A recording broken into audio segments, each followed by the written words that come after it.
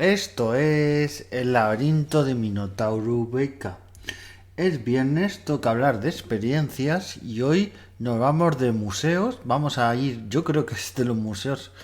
Para mí, yo creo que, fijaros que tengo museos como el Arqueológico Nacional, el Museo Arqueológico Nacional, el Prado, museos de Zaragoza, de Toledo, muchos museos de Málaga, de Bilbao, muchos museos que para mí están muy top, pero este que he estado hace poco, quería dedicarle, le voy a dedicar a la ciudad porque está en París y quería dedicarle a distintos sitios podcast, pero creo que el Museo del Louvre se merece solo en sí un podcast y da gracias que es solo un podcast, porque todo lo que tiene este museo es que, madre mía. Entonces, vamos a un poquito a comentarlo. Creo que el tema de la accesibilidad no da para hacer un podcast solo de accesibilidad, pero voy a comentar las cosillas que hay de accesibilidad en el museo y luego ya veremos. Pero bueno, el Museo del Louvre, que está en París, ¿quién no conoce el Museo del Louvre? O sea, está en pleno centro, digamos. Y bueno, es un museo, nosotros llegamos en metro y tal, con la famosa pirámide de cristal. Y bueno, recomendable, coger entrada anticipada, sí o sí, ¿vale? Coger entrada anticipada. Si vais con persona con movilidad reducida es gratuita y la acompañante también. Pero coger entrada gratuita, coger entrada reservada, porque si no, las colas, todo lo que hay que esperar. Entonces, yo recomiendo que vayáis. Si vais con una persona con movilidad reducida, ir directamente a la entrada de la pirámide de cristal, por ahí os van a colar por una especie de atajo y de ahí directamente un ascensor que baja a lo que donde empieza el museo. Así que, bueno, el museo tiene muchos ascensores, o sea, tiene muchos ascensores, muchos elevadores, porque es mucho de niveles, de subir, bajar, incluso en la misma planta tú te encuentras subiendo para un lado, bajando para otro, o sea, en la misma planta, o sea, vas para un sitio, vas para otro y no paras. Entonces, bueno, empezamos, ya íbamos con nuestra entrada que teníamos gratuita y entramos por el museo un poquito lío porque una vez que llegas a la recepción en sí, luego tienes que coger otro ascensor para bajar a la primera planta y ahí ya empezar la visita al museo. Había una exposición sobre todo el tema de China, porcelana, la historia. Está bastante bien. Las exposiciones del Louvre tienen fama mundial. Las exposiciones temporales son muy buenas y podemos ver algunas. La verdad que bastante bien. Es un museo que ahora entraremos un poquito más en materia, pero está muy masificado. O sea, hay muchísima gente.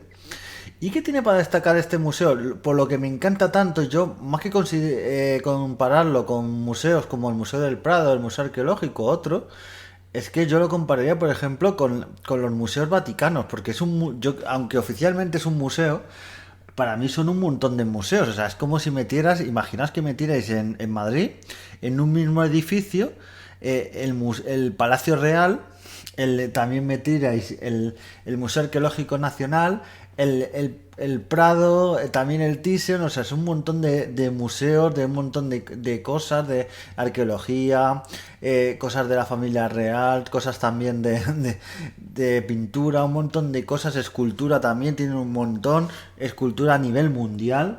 Entonces, es para valorar todo lo que tiene el Museo del Louvre, que tiene cosas que, madre mía, que es espectacular. Entonces, nosotros entramos, lo que mucha gente no sabe, que una de las partes que tiene más espectacular el Museo del Louvre es el propio castillo medieval del Museo del Louvre, que se ven las paredes, se ven los pasillos por un lado, por otro. O sea, esa parte es espectacular. También te cuentan la historia del edificio Louvre, cómo ha sido cárcel, castillo, palacio, luego acaba siendo museo, o sea, todo lo que ha sido, cuartel, o sea, ha tenido todos los usos que tú te puedas imaginar, hospital creo que también fue, o sea, claro, es un edificio tan grande, porque es un edificio súper grande, o sea, tiene varias salas, o sea, es tan grande que, madre mía, es que la gente dice, no, tipo el Prado, no, el Prado, el Prado yo creo que será, a lo mejor este museo son 7, 8 prados y no estoy siendo exagerado, y fijaos que el Prado es grande, pero como tiene tantas colecciones y tantas cosas, pues bueno, colecciones a destacar que tiene el Louvre. Esto con todo el cariño y con todo el humor del mundo, pero es que en muchos aspectos el Louvre es el museo del saqueo, porque madre mía, de Egipto tienen un montón de cosas de Egipto, tumbas, joyas, tienen un montón de cosas, sarcófagos, o sea, tienes todo lo que te puedas imaginar de Egipto, de cuando las misiones en la época de Napoleón y luego posteriores han estado ahí excavando, bueno, excavando, Llamémoslo excavar, o sea, porque había una época que era saquear, porque todo lo que hay ahí, dices, madre mía, todo, y muchas veces ves hasta el estado, ves cosas de tamaño, tumbas de tamaño gigantesco, o sea, y te quedas diciendo, madre mía, todo lo que hay aquí, o sea, todo esto, y te quedas diciendo, pero todo el patrimonio que hay de Egipto en Francia. Por eso a mí me hace gracia cuando el ministro español dice, no, hay que descolonizar los museos, devolver a otros países. Pues os digo una cosa, como el Louvre devuelva todo lo que tiene, no solo de Egipto, porque también de Persia y de zona de Oriente y tal. Tiene un montón, y de África tiene algo, como se ponga a devolver todo lo que tiene, es que hay que buscar cosas para que tal. A mí me ha llamado la atención todo lo que tiene en ese sentido de Egipto y de otras civilizaciones. Y en Chen falta, también tenía de época romana y tal, pero Chen falta de época gala y de todas estas tribus galas, incluso luego un poco posterior de los francos y todo esto, como cuando por ejemplo aquí en España tampoco tenemos tanto, pero tenemos cosas de los visigodos. Pues eché en falta que todo era de Egipto, todo era de Oriente, o sea, salas y salas y salas de Egipto. Nosotros de la parte medieval que os he dicho, que os explica un poquito de este castillo medieval del Louvre, pasábamos a una zona de Egipto, luego teníamos que coger un ascensor para bajar, subir, y luego entre medias luego fuimos a la zona de pintura y a la zona de que era como parece real, y entre esas salas seguía viendo por medio salas de Roma y salas de Egipto una vez y otra y otra, y digo, madre mía, pero todo lo que tienen de Egipto aquí es que madre mía, o sea, tienen kilos, salas, yo creo que solo con la parte de Egipto tienen más que todo lo que tenemos en general, no digo de Egipto, sino en general de todo el Museo Arqueológico Nacional, todas las piezas que tenemos nosotros aquí, porque es que lo que tienen de Egipto te queda diciendo, madre mía, o sea, ¿sabes? Te quedas diciendo, madre mía lo que hay aquí. Y eso, la parte de arqueología es espectacular, todo lo que tienen. Yo lo que he echado falta muchas veces, en algunas partes tenían, y es de decir que tenían explicaciones en francés, en inglés y en español. Eso me llamó la atención, que tenían explicaciones en esos tres idiomas muchas veces, y me gustó, pero muchas veces tenían cosas ahí, ya te digo, sarcófagos y cosas de Egipto, cosas y cosas que yo he visto en libros de egiptología y en los típicos libros que lees y tal, sobre la historia de Egipto, y muchos están ahí en este museo del Louvre y tal, esas piezas, y te quedas ensimismado. Y luego de ahí vamos a pasar a la parte del Palacio Real, que ya digo, tiene como varias alas que tiene, os podéis perder, porque de un ala a otro no podéis, o sea, si tú quieres ir a una parte de la segunda planta, tienes que estar justo en esa ala, porque si no te tienes que mover. Si estás justo en toda la izquierda, tienes que mover por el centro y luego pasar a la otra ala, que digamos que está por un lado la ala Sully, luego la ala Richelieu. De la ala Sully tienes que pasar al ala Richelieu para ir de una planta a otra de esa sala Richelieu. O sea, no te puedes ir. Estoy en la sala Sully -1 y luego queremos ir a la sala 4 de Richelieu. Pues no, tienes que darte un paseo bastante grande para ir de un lado a otro. Y bueno, toda la parte del Palacio Real, todo esto que os he dicho de Egipto y de Oriente y de todo ello, está sobre todo en la 0 y en la -1, ¿vale? Para que lo tengáis en cuenta. En todas estas plantas, en la 0 y en la -1, tenéis toda esta historia de Egipto, de Roma, madre mía, es que esculturas también. Y tenéis todo ello. Luego en la planta 1, que también tenéis un montón de Grecia, Egipto, de un montón. Por cierto, si os dan el plano del Louvre, el plano, no os asustéis, el plano parece un pergamino enorme, pero es que es así, o sea, no os han equivocado, no, es que claro, para todas las plantas y todo lo que tiene en cada planta, es que no lo podían hacerlo más pequeño. Entonces, luego en la sala 1 tienes una parte del Palacio Real con tapicería, con esculturas, como si estuvieras en el Palacio Real de Madrid, viendo un montón de salas enormes, y eso prácticamente es en la sala Richelieu, todo ese ala, y luego en la sala Richelieu, llegando a la sala Sully, luego tienes ahí esa ala también, que es más pequeñita. Bueno, tienes el ala Richelieu, el ala Sully y luego el ala Denon. son como las tres alas para ir y ya digo que es importante saber el tema de localizarte en qué ala estar, porque si quieres ir a donde hay una obra o unas alas determinadas, si está en la otra ala, pues te tienes que ir primero a la ala y luego subir la planta, porque no te vale subirte a la segunda planta, no vas a poder cambiar de ala, ¿vale? Tenerlo en cuenta. Donde se puede cambiar de una a la otra, en el único sitio, es en la planta uno. En el resto tienes que ir de ascensor, bajar e ir a la uno para ir de una a la otra, ¿vale? Tenedlo en cuenta porque esos son los consejitos que os quiero dar. Y luego en tema de pintura, aparte del Palacio Real y tal, es que va a ser un podcast único, pero esto daría para un podcast de 2 horas o para hacer varios podcasts, porque madre mía todo lo que hay en el Louvre. Y sin saquear, ¿eh? Que saqueado tiene mucho, pero propio de la historia iba a decir de Italia, pero Italia está muy ligada a Francia también, con pintores como por ejemplo Leonardo da Vinci y otros, pero tienen muchos artistas que merece mucho la pena. Entonces, la sala de pintura es brutal, tiene cosas de Goya, tiene cosas de Velázquez, de muchos artistas, cuadros icónicos. Este cuadro típico de imagen de la libertad de Francia con una mujer en plena Revolución Francesa, pues este cuadro es muy icónico, tiene muchos cuadros que son muy famosos, verdaderos pintores de grandes. Yo creo que el Louvre está compitiendo ahí con el Museo del Prado. Yo, mira, fíjate que soy muy del Museo del Prado, pero con todas las obras y todas las épocas, porque tiene de muchas épocas. A ver, ya moderna, en plan siglo XX o tal, no tiene, ¿vale?